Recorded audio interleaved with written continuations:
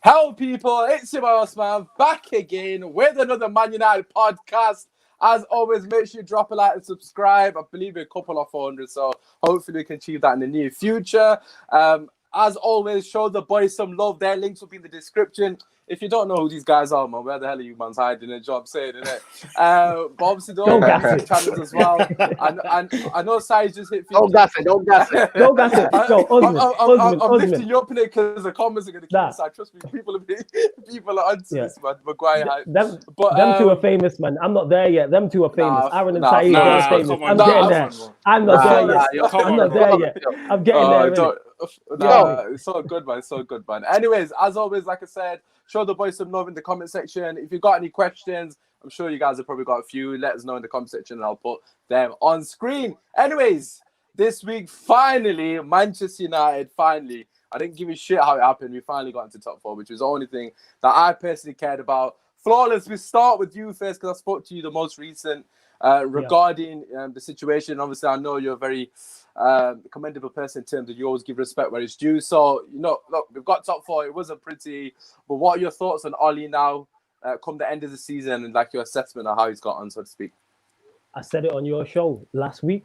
If he finishes in the top four and or wins the Europa League, he deserves his chance at next season. Salute to the United way as well. And he did that. So I got to give credit where credit's due. That's the first thing I tweeted out after the final result. I said, salute to Oli and salute to the players for finishing third. That's a very good achievement. And even though I don't believe he's the man to take United back to the top, he deserves his shot. So salute to them for that. And hopefully Manchester United do what they're supposed to do and back him in the transfer market. Because I'm not one of them. I don't have agendas or anything. Like you said there, I give credit where credit's due. That's where it is, and he deserves his shot. And if he wins the Europa League, that turns a good season into a very good season.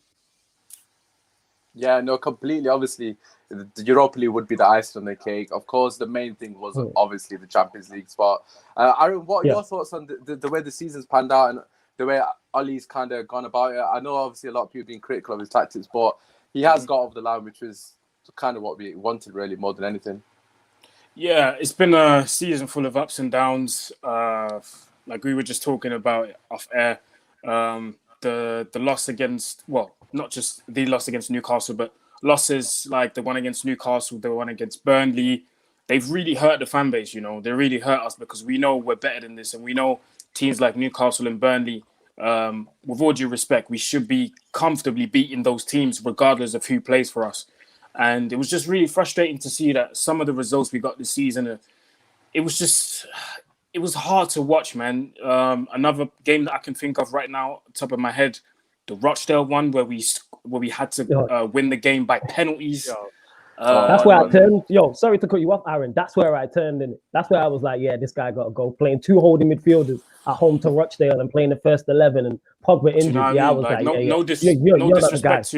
no disrespect to Rochdale, and they've come to Old Trafford and they've done a brilliant job. And I'm sure that they're going to be proud of themselves and for a few years. And the fact that we let a 16-year-old who still had to go to school the next day score against us. God.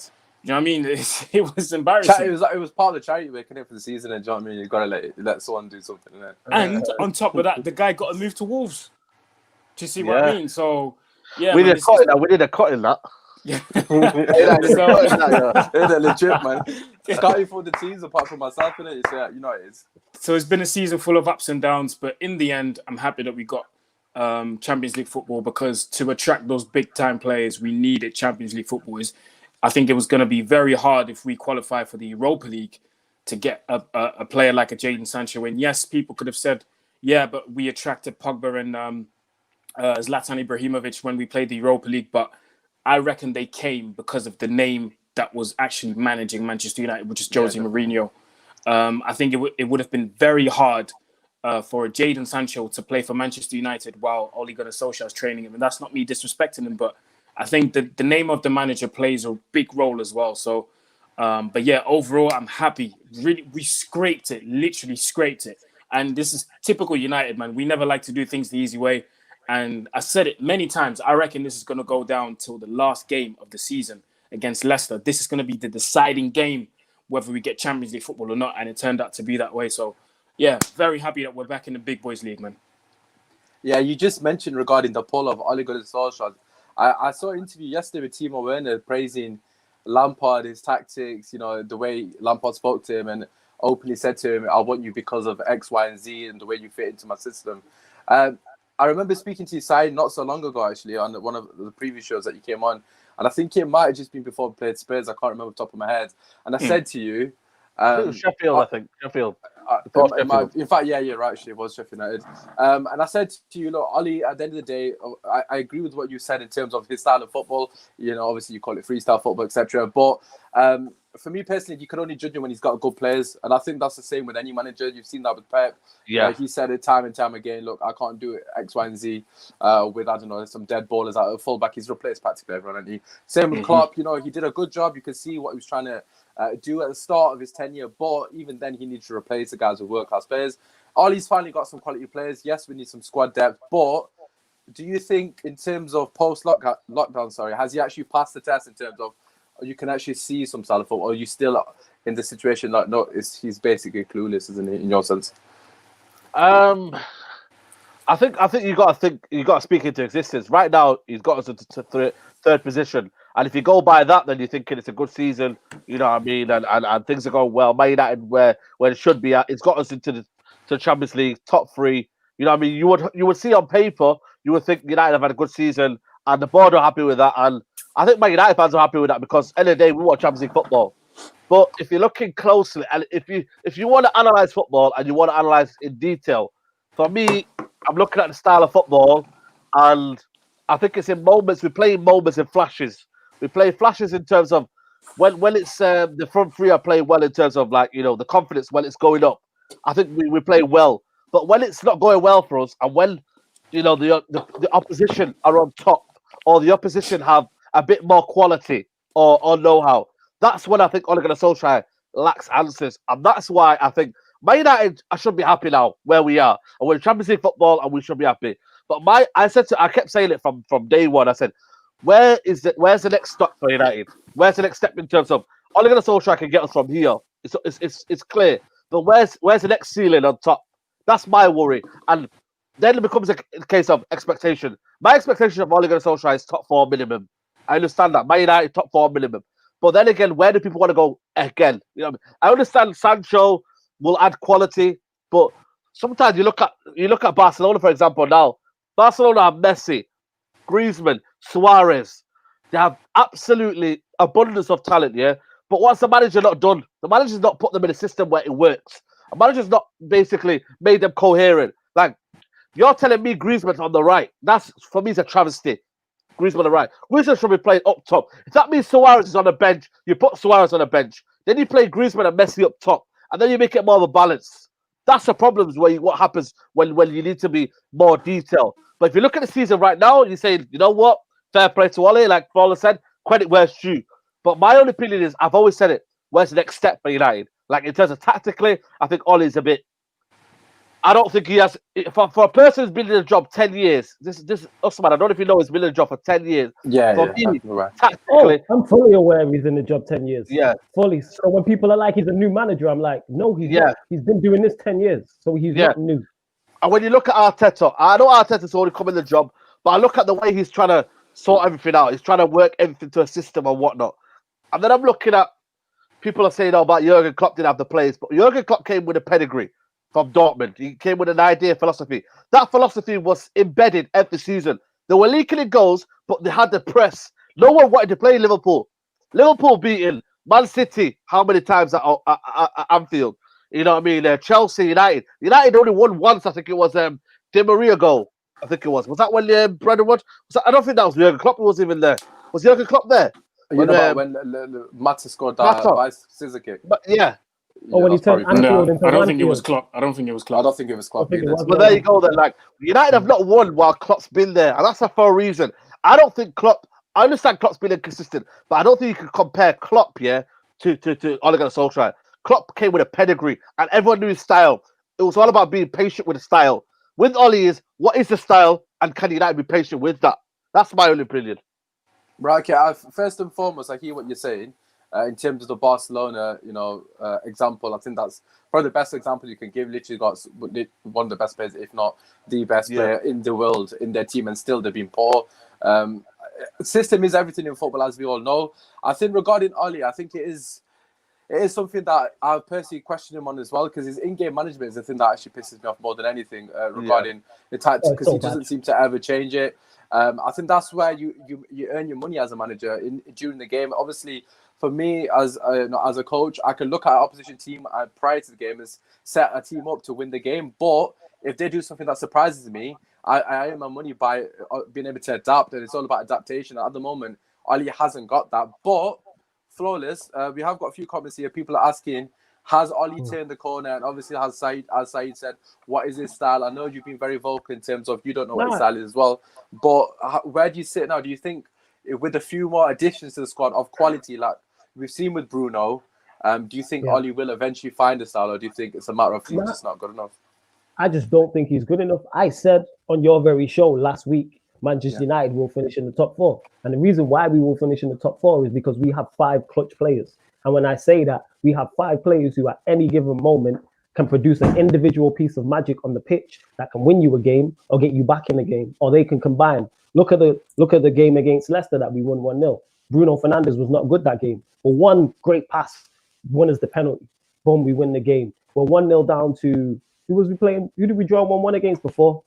Who was it? I forgot. My memory's terrible. Southampton. Not Southampton. The one was Spurs. Where Greenwood scored.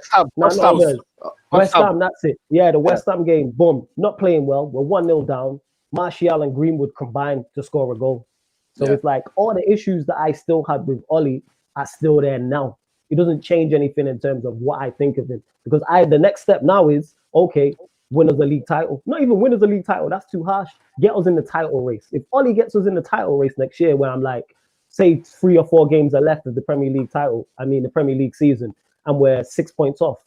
Okay, I just want to be in the race. United haven't been in the race for 7 years. We've not been at the party. So at least let's get into the race. To me, that's the next step. Do I believe he's the man? No, because we've seen when I call them the 5 Avengers for a reason. When them 5 players don't play, we struggle. We've seen it. We played against Spurs. When them 5 didn't play, we struggled. We played against Norwich, who are the worst Premier League side and the Championship side, and we had to bring our big guns off the bench to beat them. As soon as those 5 don't play, we struggle straight away. Or as soon as they're not on form, as you've seen with your Southamptons, your West Ham. Even Leicester, you had 3 of their back 4 missing, and it was like 6 players out. They still looked more of a cohesive unit than we did. We United literally, depending on what 11 is out, United, that's how we play. Whereas if you watch Liverpool, doesn't matter what the 11 is. Doesn't matter what the 11 is, they play the same. Manchester City had a pre-season game, and they took all 11 players off in the first half, put on a complete new 11, and played the exact same way. So my issue still stands with him. Like, I don't think he's the guy to get us back to the top. But one thing I think he has done, he set it up very well for the next manager. So say it's a Poch or Allegri or whoever, he set it up. He's given them a platform, because I like the squad a lot, and I think we're 4 first team players away from challenging. Yeah, you spoke about obviously him setting up for another manager, and you spoke. I think the thing is, we're comparing him to Klopp and Pep, are arguably the 2 best managers in the world at the moment. So if you actually compare him to other people within a similar category, maybe he can be a bit more lenient. But I hear your point regarding the Avengers. Here's the thing, though. I'm not comparing him to Klopp or Pep, because, like you said, they're the 2 best. But to me, people compare him though to Klopp, though. Yeah. I personally don't do that. Because I don't think he's their level. My issue with him is he makes basic errors. His in-game management is the worst I've ever seen from a top manager. It's the worst. I can't remember one game he's had in all the time he's been here where he's changed it and it's made a difference. That's it. He's never like, yo, look at the bench, bring it on Igalo at 84 minutes. Why? You know what I'm saying? Like, make the change. Like, basic stuff. Even against Chelsea in the semi-final of the FA Cup, I didn't mind the formation, because Chelsea, we kept him quiet. But then just before halftime, Bayer gets injured and you change the formation. Why? Get in at halftime 0-0 and then go again. Just stuff like that. I've got a question here for you, Flawless, because quite a few coming in. Just before we come on to you, Aaron, as you're obviously talking about Ali, what are your expectations then? Because it's quite clear you don't think he's capable of challenging. Obviously, we'll touch upon how we can get to that next level. But in terms of the manager himself, do you have any expectations of him going into next season? Or do you think it's just a matter of getting top 4 again? Just literally minimum top 4. If we can nick a FA Cup or a League Cup, that's a bonus. but minimum has to be top 4. Get the Champions League money again. Get the young squad we have getting Champions League experience. I can't wait to see Martial in the Champions League again, like this Martial, this Rashford, Greenwood, Bruno, Pogba together in the Champions League. Wan-Bissaka, Harry Beckenbauer, as Saeed calls him. I can't wait to see these players in the Champions League. Well, you never know with Harry Maguire, man. He might get exposed. You never know. Oh, yeah, don't worry. We'll come on to Harry Maguire shortly. Yeah, but yeah, that's what I'd say. Minimum top 4. Okay, so obviously coming back to the Avengers comment, I think, is there a case, Aaron, for that sometimes the players are going to take responsibility? I'm not defending Ali before you guys, but what I'm trying to say is some of these players, right? And I think we forget a lot of these players aren't fit to wear the shirt in terms of quality wise. Okay, you can say Fred, I'm a massive fan of McTominay and Fred as squad players, but as impact players, even Lingard, Pereira, any of them 4 players, if they came on for Liverpool, Man City, they're not going to cause the same impact as a Mahrez off the bench or a Bernardo Silva off the bench or even Oxlade-Chamberlain at the moment as it currently stands. Is there a case that Oli does actually need a few more additions, which we will touch upon shortly, that he'll actually get the best out of the squad? Because at the moment, you saw in the last couple of games, he had to play the same team. And again, I'm not making excuses for him because I do agree his in-game management is poor, but at the same time, there's not much flexibility because there's no quality there. Yeah,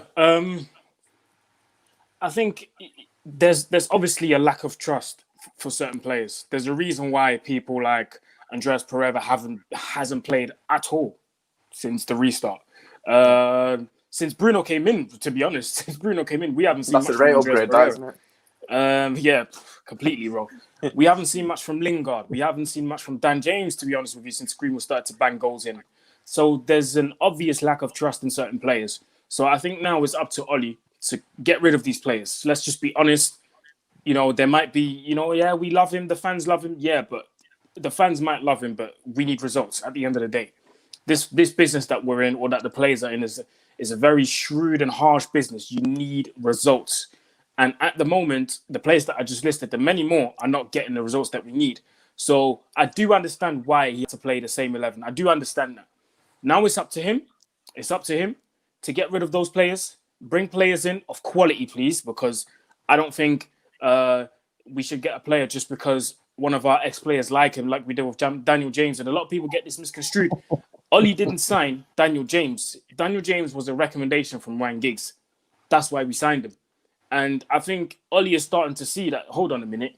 Yes, we signed Dan James, but he's maybe not cutting it. And if we do get Sancho, it's going to look peak for James, man. He's maybe going to have to look at a loan, maybe stay, fight for his place if he wants to. But if come by January, he hasn't earned his place, listen, man, it's going to be tough for you, bro, because, do you know what I mean? Like, you've got Sancho and Greenwood in front of you. You're going to have to show us more than just pace and hard work because Sancho and, Sancho does have pace, but Sancho and Greenwood are not faster than Daniel James, but they've got the trickery, they've got the intelligence, they've got the football knowledge. The decision-making is better.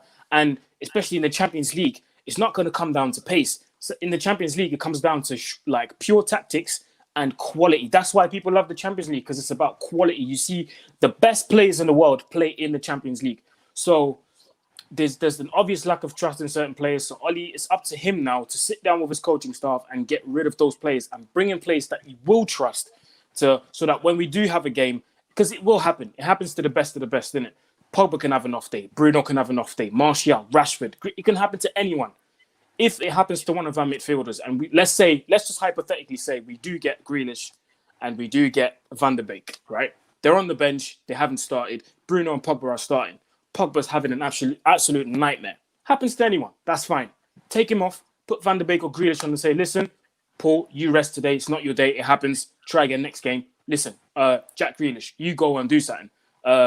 Donny, Van der Beek, you go on and do something. Do you know what I mean? So we need like-for-like replacements. We can't afford to have quality players on the field, and then all of a sudden when we take them off the pitch, all of a sudden the quality drops. We can't afford to let that happen, because especially for a club like Manchester United, and I'm coming back to the examples that the boys gave here. You look at teams like Manchester City. You take off Bernardo Silva. Okay, that's fine. Well, we'll just put on Mahrez. That's cool. You take off De Bruyne. Well, that's fine. We'll put on David Silva or Phil Foden. That's cool. Do you know what I mean? So you've got like for like replacements. The players change, but the quality remains the same. It's about having that competition, isn't it, in the squad as well? Exactly. Yeah. Keep 'em hungry. And the competition in the squad, let's be fair, we might see it as, yeah, he's better than this guy, and he's better than this guy, and this guy's not going to play. But really and truly, the players between themselves, they see that as healthy competition. It makes the squad stronger, and it makes everyone have that mindset like, okay, I might not play, but at least we have a squad full of winners.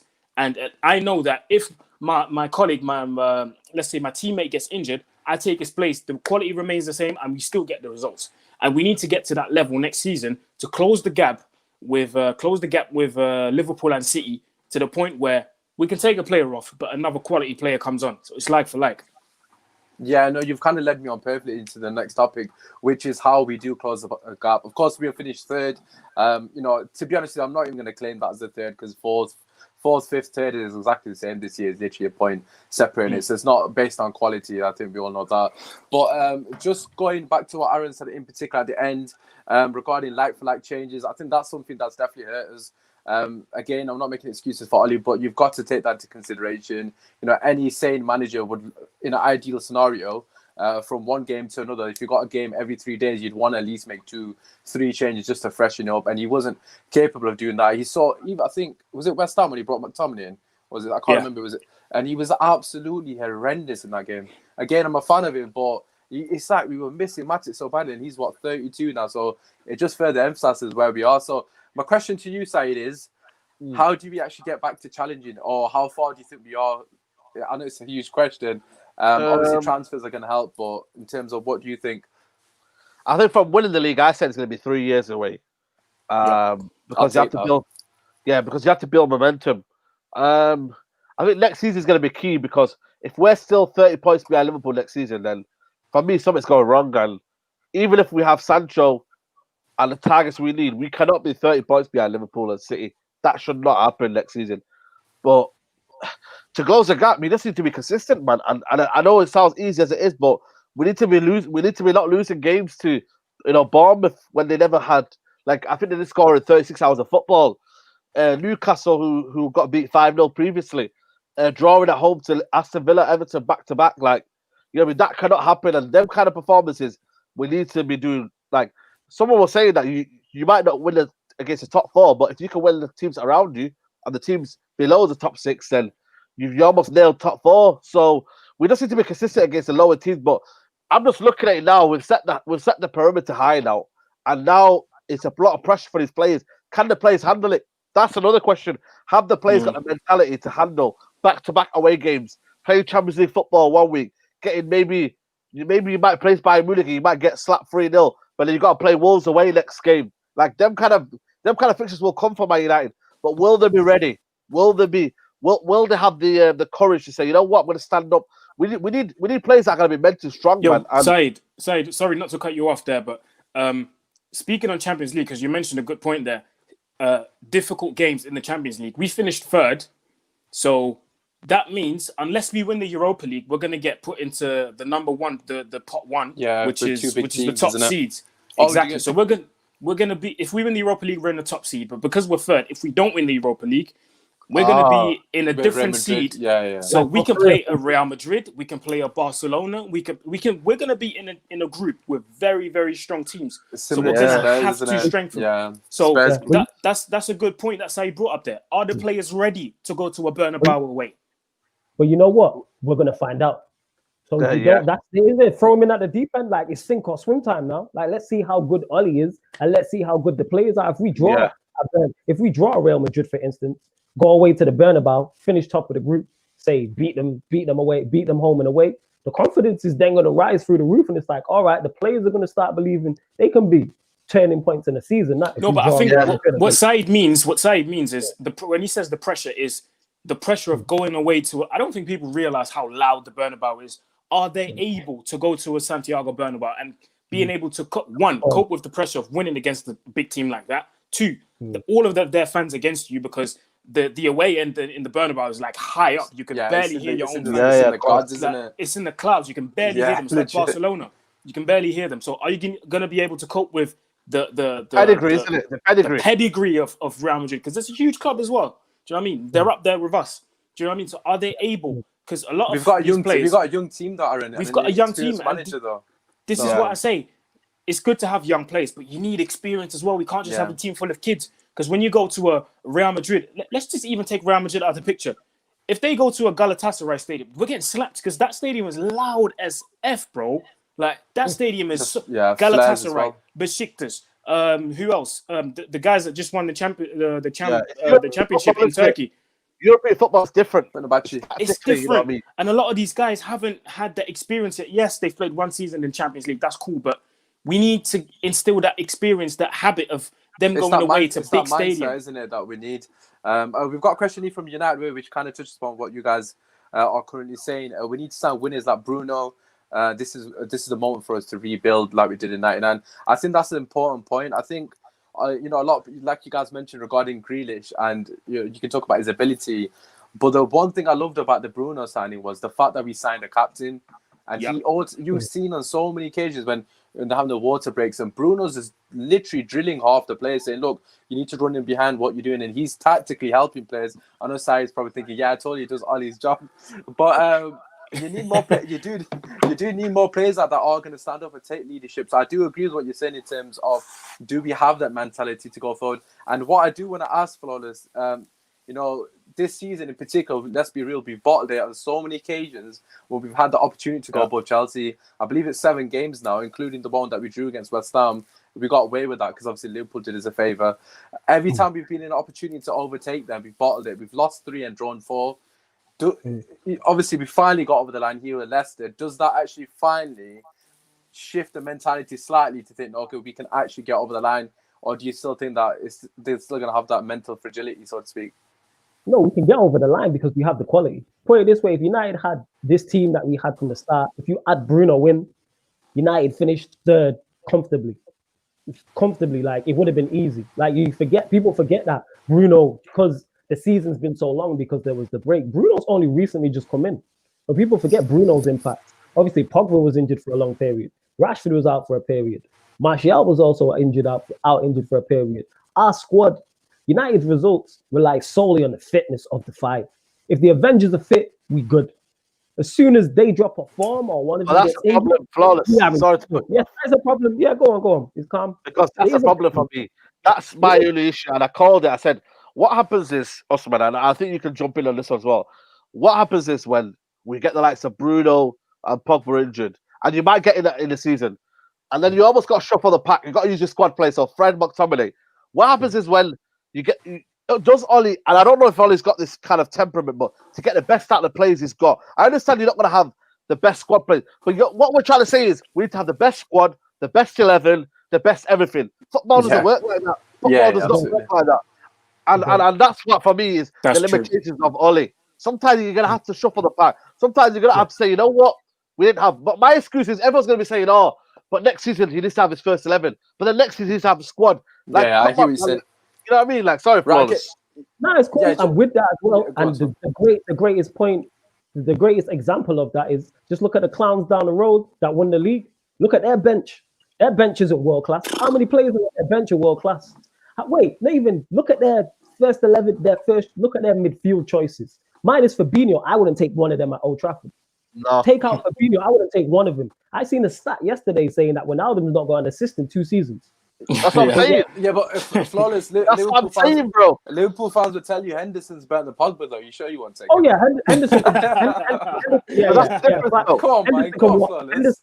Yeah, man, Henderson can walk on water. My bad. Henderson's world class in it. That's the difference, though, Flawless. You said there. Yeah.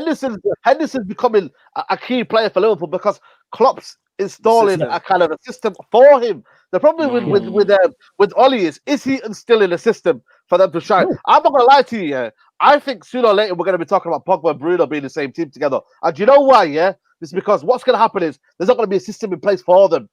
So what's gonna happen is Bruno's gonna be occupy the number 10 role. I understand that, but what he's not gonna do is not gonna trap back sometime. He might not do that.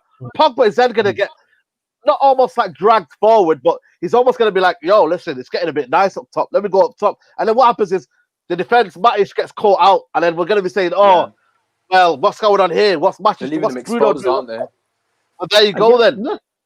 I get what you're saying. And it makes. Sorry, I was going to cut you off. You make a valid point, and that's my issue with it. Like people act like even United teams in the past. If you look at Fergie's benches, they weren't all world-class players. Where's this myth come from that you need a squad of 22 world-class players? Obviously, City are the closest I've ever seen, but like minus them, Liverpool. If you look at Liverpool, who have been successful in Champions League or Premier League, their bench is not. They got Derek Origi's their backup striker.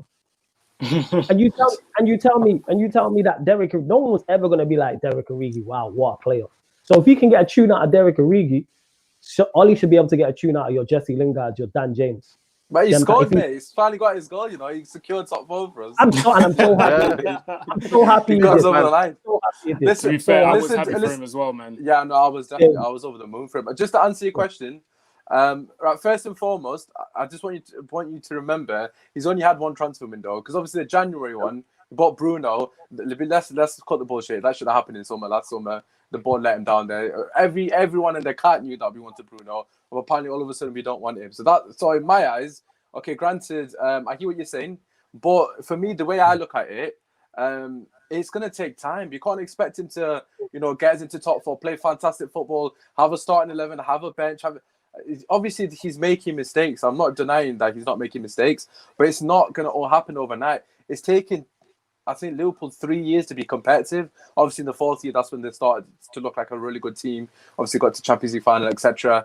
But it has taken them a while. If you speak to, obviously, I'm sure we all know Liverpool fans and they're all loud at the moment. But if you actually speak to Liverpool fans, there's too many that will come out the caves. But if you speak to them, they'll tell you at the start, their team was dead. And I'm not saying that Oli has done fantastic work, but if you actually look at it from, was this team better than? Sorry to cut you off there, Usmaan. Was this team better? Was that team better? That Liverpool team you're on about though, and the United team that Ole Gunnar Solskjaer took though? Who would you have taken though?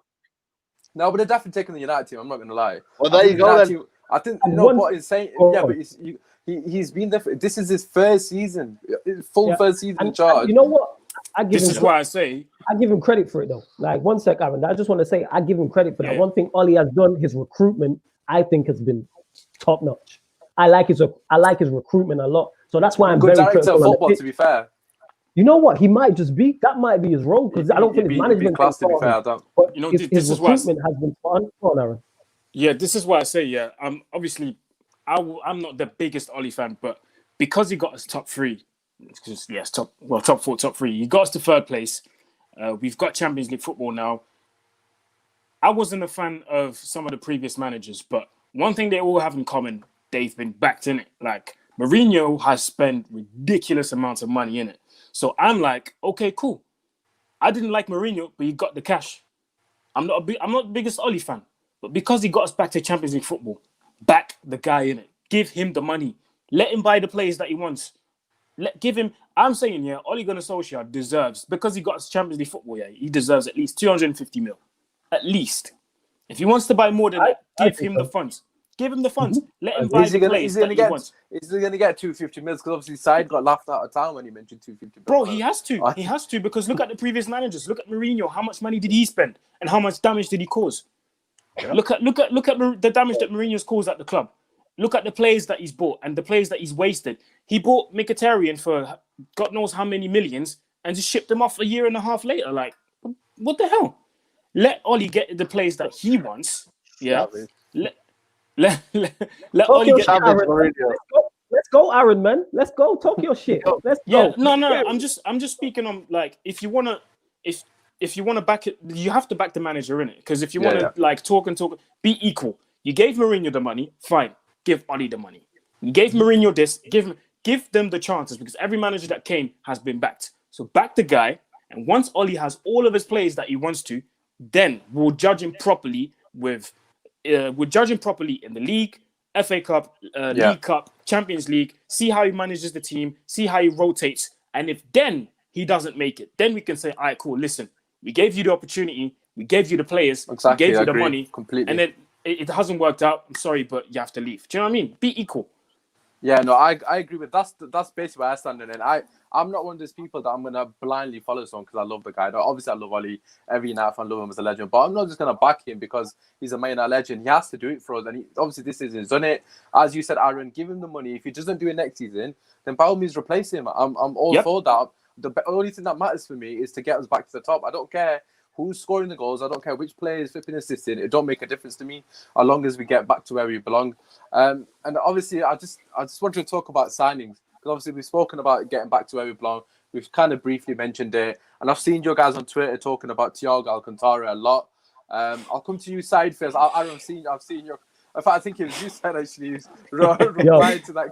I think it was you just before I came live. I seen the comment, it made me laugh. You was like, "I don't give a shit about balance." Sign Thiago. So obviously, I'm assuming you want it. That's typical Saeed. But yo, just before you go over to him, I gotta shoot up in it. Obviously, if I can get back on and you man is still on, yo, man, but salute to both you, man. Thank you, Flawless. Salute to you, man. Yo, Usmaan, thanks for having me. I will jump back on if you man are still on, yeah. But yeah, man, salute to all the watchers, man. Yo, hit the subscribe button as well. Come on. No worries, man. Peace, man. Love. Bless, man. Yeah, obviously, yeah. Talk to me about signings then. Let's talk about how we can actually get this squad. Obviously, you guys are both having to spend 250 million to even get close to Liverpool, Man City. Who are you going for then, Saeed? Well, we need Sancho. That's evident. You know, we get Sancho in, and then you're looking at, for me, centre back Koulibaly. Man City cannot get ahead of us with Koulibaly. Like, so honestly, mate, there's something going wrong here where we need to get Koulibaly in because I don't see a better centre back that's for me ready right now more than Koulibaly. Everyone else, you're probably thinking, I'm not too sure about him. Yeah, Nathan Ake for me, guy was leaking in goals, man.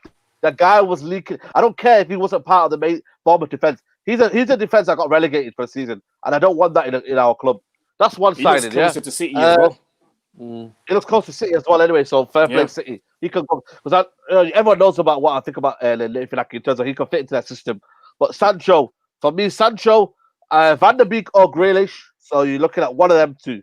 It's either one, but I think Van der Beek will look more the likelihood in terms of, you know what I mean, in terms of the price tag. Because I think Aston Villa won 80 million for that. Ridiculous, man.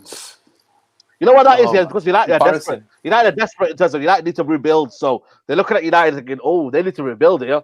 Right, 80 million. You know what we can do? You know what we can do for that 80 million instead, Saeed? We can pay 50 million for Partey and pay 30 for Thiago or get Grealish. There you go.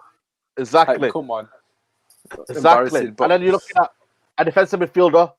For me, Partey, Thiago, or what's his name? Ndidi. Ndidi looks unlikely for me because I don't see a cat in hell that Leicester will sell Ndidi for me. Like, I think he's only 22, 23. I reckon they'll probably sell him when he's about, he's fairly young now, so he just still needs to go. So that's 3 signings for me. And then them 3 signings will go into the team, by the way. They will go into the team. Then you got, for me, I would buy left back. I will loan out Brandon Williams, and I'll probably buy Jamal Lewis. Jamal Lewis from Norwich. Get him as a backup. Yeah, that's an interesting shout, that, to be fair. Yeah. Jamal Lewis as the left backup. For me, he could potentially become first team, but you know what I mean? Luke Shaw and Jamal Lewis back it out for each other. And then I would probably get an option for a left winger. So maybe get like I don't know. So, for me, Rashford is competition, and Rashford could get injured. So I would probably get a left winger that's probably like. But technically Grealish does play there, doesn't he? Yeah. So then, so maybe that 4 signings will probably do. Them 4 signings, so Grealish can come in and then help in Rashford. So then it almost tucks into the thingy. But then we can become more balanced. In terms. Grealish can come in on the left hand side and then almost like come in and drift in. And then we could almost become like, what's the word? Like, controlling. I don't know. I kind of saw that for a second. We become random and like, people don't know how we're playing. Yeah, and obviously unpredictable in that sense. Yeah. But, I suppose I was just laughing. Sorry, that's why I lost track because the guy that you tweeted is actually in here. And he's is it? Yeah. So Oh wow. Yes. So Man United focus. This is the guy that obviously you said fuck the balance to, which is quite funny. I was like, where's he? Big up, man. Big up. Absolutely legend. I just want to say, if you're watching, obviously make sure you do drop a like and subscribe. Like I mentioned at the start, we're very close to 400. Aaron, we're coming to you. Obviously, I know with your show in particular, you know a lot about European players. Obviously, you probably a lot more than other people. Obviously, check out his podcast as well. He'll give a lot of good insight on that. Is there anyone that Saeed hasn't mentioned? I suppose they're kind of the people I would agree with what Saeed said. Is there anyone, maybe not left field, but potentially that you think, you know what, this guy might be a decent signing as a scout or something? Yeah, I think we need a defensive midfielder because I don't trust Matic to go into the new season as the main defensive midfielder.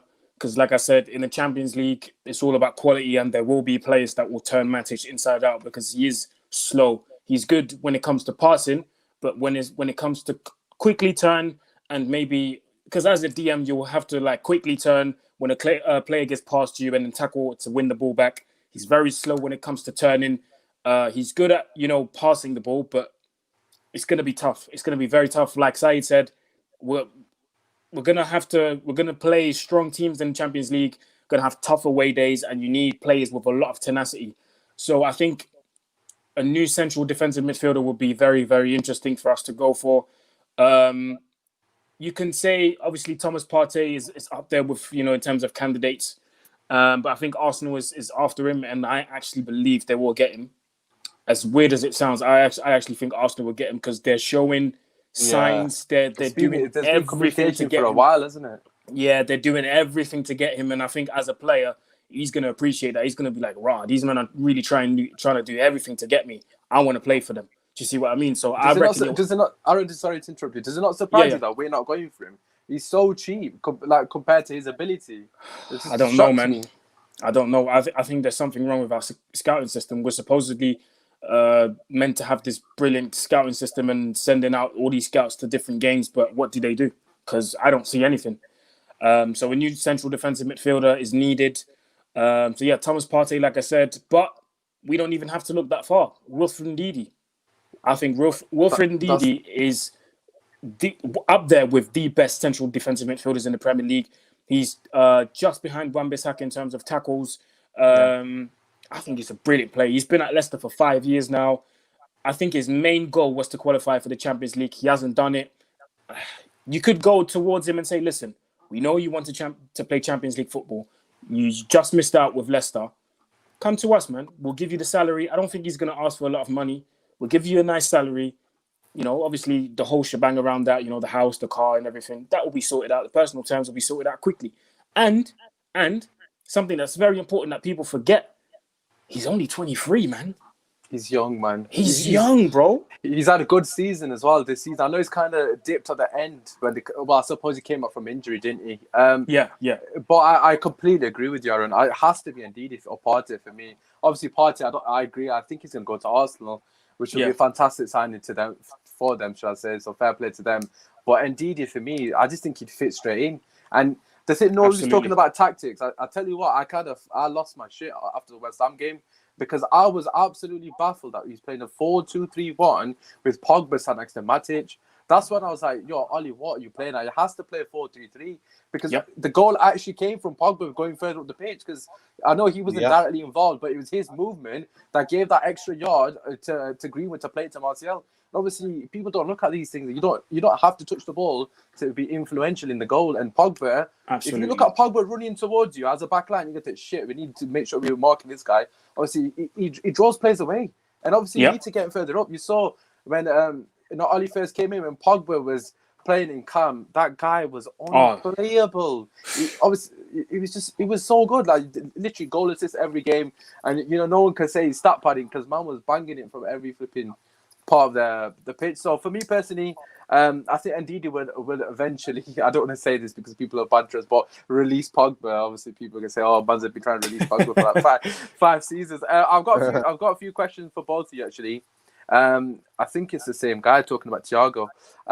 Is he? He wants. I think he wants that peace of mind, Saeed, from both of you. He's not letting it go. So regarding Thiago, basically what he's trying to say is, where's the balance? Aaron, we'll come to you first. I think he's actually directed at you, but obviously I know you both feel the same regarding Thiago.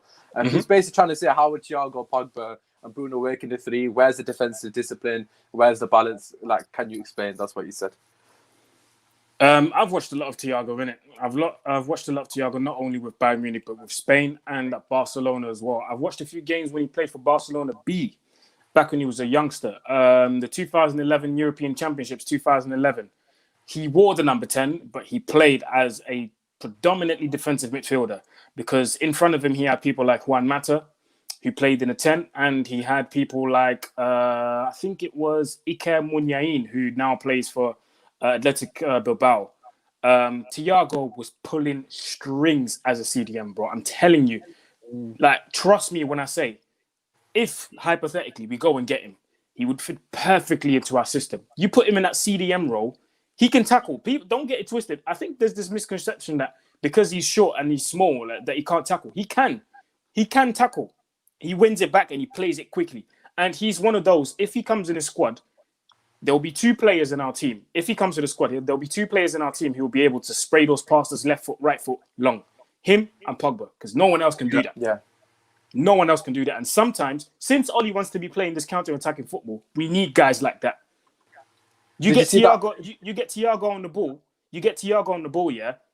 Rashford puts his hand up and goes down the wing. That ball is landing onto his feet perfectly. There was a game Different levels, man. There was a game he played with half volley pass that he played. I was just going to talk about this, bro. That was one of the most ridiculous passes bro. I've ever seen. Ridiculous. On the half foot, straight into...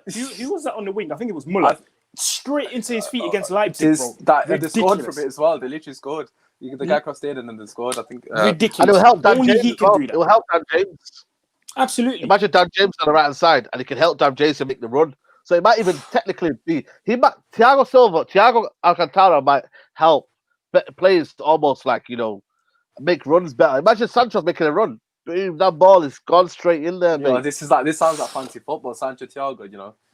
And a lot of people had a misconception and told Saeed he needs to stop playing FIFA and stuff. Nah, it's like you have to watch You have to watch it properly. Trust me. Thiago can play in a 10. He can play in the 8. Yes, he can. But he pulls strings way more. He's way more effective. If you play, there you go. He absolutely bullied Chelsea when he played in that camp. Just literally destroyed them. Do you know what I mean? And yes, he plays with Kimmich, but Kimmich is more of he plays in a CDM, but he's more the destroyer. Kimmich is he's programmed to just destroy and pass it. That's it. Thiago is programmed to destroy and create at the same time. You don't have a lot of CDMs who can do that. So he's rare. It kind of reminds you of like Verratti in a sense, because a lot of people say Verratti can't play in that role as well. But if you know anything about it, the way he plays, he's capable of doing both. Some players have just got that ability, man. People think because he's played in an 8, he can't play in a 6, and he definitely can. And just to add to what Aaron's saying as well, I'm just going to say this. I'm going to keep it short and sweet. Top 5 centre mids in the world, Thiago's in that list. I don't give a shit what anyone says. Absolutely. Absolutely. So you got Pogba, Thiago, Bruno. People talking about, we need strength and depth. Why would you not sign someone who's 30 million and he's arguably one of the best midfielders in the last decade or last at least 5 years when he's fit, without a shadow of a doubt. And a lot of people use his age as an excuse. Well, you didn't use Zlatan's. You didn't use Zlatan's age as an excuse when we signed him. What age was Van Persie when he came? 29, I believe. There you go. And we got 1 year. We got 1 good year out of him. One good year. United don't need to be thinking about 5-10 years now. We need to be thinking about next 2 or 3 years. Now, I don't care what people say. United need to think about the next 2 or 3 years, because that is when we need to close. We're not going to close the gap in 5-10 years when you're thinking about bringing a kind of a young talent. I understand you can bring young talent in and it works well, but we've got to think about players that can fit into the team straight away. Mm-hmm. Like Bellingham, for me, I'm glad we didn't get Bellingham. Oh, yeah. Because he wasn't going to fit into the team straight away, was it? Yeah. No. He made the right choice by going to Dortmund. No, Dortmund was the right choice, man. You're mad. No, listen. I completely agree. I think people are getting it a bit twisted now. How many young players do we need? We've got the youngest squad in the bloody league. Like, yes. Our front three are practically average age of 21. We've got a lot of young talent coming through. We've got the likes of Garn and all these guys that can come through eventually in 4 or 5 years' time. Put them on a couple of loans, get a couple of experienced players in there. Let's actually try and compete. And that's what we've got to do. We've got a couple of questions here, again, for both of you regarding the centre-backs. Obviously, Saeed, we know you love Maguire. I'm just gonna ask you this question first and foremost. I'll come to you, Saeed. A lot of people are saying you don't need a partner for Maguire, you need a partner for Lindelof. And I know you're going to be happy about that. But what do you reckon regarding that, Saeed? I think Lindelof's been good because he's played well in certain moments, but I don't think he's been that very good for the whole season. I think it costs us a lot of points, Lindelof. And that's why I believe Maguire injured for me off, and I mean defensible because would I would be over, I mean this small is out. What's All right, say your connection's lagging a bit. I don't know if it's firing as well. Yeah, it's lagging a little bit. Yeah, Saeed, just whilst I'll come to Aaron for a second while you just sort your connection out quickly. Maybe I don't know if it's worth just leaving and rejoining. Sorry, I was close, Saeed. Aaron, we've got another question for you as well. Obviously, I know you watch a lot of European football. Again, check out his podcast. I'll be honest with you, I don't personally know a lot about him, but obviously I'm assuming you might. Pai Torres, if that's how you pronounce it, centre back for Villarreal. I know he's left-footed. I believe we've been linked to him as well massively. I've spoken to my boy who follows Spanish football, and he's been raving about him, to be fair. But what are your thoughts regarding him? Do you think he could potentially be someone that could come in and help us out a bit? To be fair, I'd never heard of him before. I'm going to be honest about this. Okay, fair. So I don't know. All right, you know what? Okay, we'll just leave that because I didn't hear about him either. So if you're in the comments and you mentioned his name, let us know. All I know is a left-sided centre back and he's 6'4". So at least you're honest and at least you're not one of these who watch YouTube and claim that they know every X, Y, I'm never going to do that. Yeah, I know. You always get caught as well, man. You're people throwing random fake news, man. I've had someone try it with me, but I was like, nah, I don't know who that is, man. Listen, I was gonna ask you about Martial and I was gonna ask obviously the guys. I'm sure you've seen this clip of this random. I don't even know his name, and I didn't want to know his name. And obviously we'll get Saeed back in here as well. Listen, and again, I don't want to bring this about race, right? But why is it always the English players get a free pass? Why are they not talking about Rashford? And why are they not talking about it? Let's get rid of the French guy. Let's have a front three of English players. Obviously, I don't want to bring race into it, but it kind of feels like that. Listen, Martial, what is this bullshit that this guy's come out with here? Talking about replace Martial, put Greenwood up top. What are your thoughts on that? I just think it's absolutely ridiculous, personally. I don't even know what to tell you, guys. You know what it is? Like, when I saw that clip, I was like, Ross, so this is what these guys get paid for? Like, do they get paid to say dumb stuff like this? So are we just going to pretend Martial didn't just have his most prolific season in terms of goals? No, let's just pretend he doesn't exist. Maybe that's better, isn't it? It's better than it. Let's just pretend he don't exist, and it's ridiculous. It's absolutely ridiculous. And there is an unconscious bias towards English players. I'm not going to lie, there is. Yeah. Because every time we have a bad game, the British players get exempt from criticism. No, he's just not. It's not his day. It's not this. It's not that. I gave the example of Daniel James the other day, and I don't want to bring this as a prime example because I'm just saying. When Daniel James was going through that period where he just wasn't playing well at all, and people were saying, nah, you have to give the kid time. First of all, he's not a kid. He's a 22-year-old grown man. At 22 years in football, you're not a kid anymore. But his father passed away. I understand it's a horrible thing to lose your one of your parents. There you go, Daniel. Top scorer, bearing in mind he don't take penalties. These pundits. Exactly. Could have said a bit myself. Exactly. Literally. So people brought this whole thing of, Daniel James lost his dad, which obviously was his agent at the same time. But then I said, hold on a minute. Paul Pogba lost his dad before the World Cup and won the World Cup and dedicated the World Cup to his late dad. Nobody talked about him when he was going through a rough period of time. Nobody was talking about this. So there is an unconscious bias towards English players, just like there is an unconscious bias towards the England national team. For some reason, the English national team always gets held up to be this great, amazing, perfect team. But when it actually comes down to actually playing in the World Cup or the Euros, they get smacked left, right, and centre. So the only thing I can put this down to is having an unconscious bias towards English players, and it's sad. It's sad because we should be able to support our club without having any sort of bias towards any of our players. Pogba is one of my favourite players of the team. Martial is as well. But if they have a bad game, I will say they have a bad game. Exactly, man. Do you know what I mean? You say it how it is. People will say you're a flip flop for that as well, by the way. So it's very sad. That's the only thing I can say. Very sad. Yeah. The reason I asked the question, I want you to talk about the striker role, because obviously we've spoken about right wings, CDM. I think and centre back. To be fair, I think they're inevitable positions that we definitely need to improve. So this is what I want to finish off in terms of the front three. Of course, right wing we definitely need. Saeed, I'll come to you first. Do you think we need anyone in strike to, as a backup, obviously not to replace him, but as a backup? Because as always, people are saying, "Oh, get Harry Kane." It might not want to be X, Y, and Z. Get Kane. Obviously, I'm not going to mention the Josh King. Obviously, that's just ridiculous. He might come, I think he'll come, I really do. Ridiculous. I can see it as well, man. I can see it coming, and you know what it is, yeah. If he comes with Sancho, Grealish, Partey, Koulibaly, then I might not be as kind of like what's the word, like as bad towards it. You know what I mean? But if he was the only one to come, then I'll be listen. Bro, if he's the only signing that we get, I'm gonna write outside Old Trafford. I'm saying it now. I don't care. If Josh King is the only signing that we get, because Dortmund will play long ball with United. Dortmund will play long ball, and if United don't sign him before August 10th, he's not. He is not coming to Man United. And I think Sancho is one of them. For me, I don't think he'll be one of them where he'll be forcing a move. I don't think so, because he's playing Champions League football. He's played for Dortmund. They are, they're good. He's not busting a gut to come to United. He's not busting a gut to come to United. You know what I mean? Like, I think is he still there? I think his connection might have gone again. Aaron, just to finish. Oh, is he? Is he here? Saeed, can you hear us? I don't know where he's gone.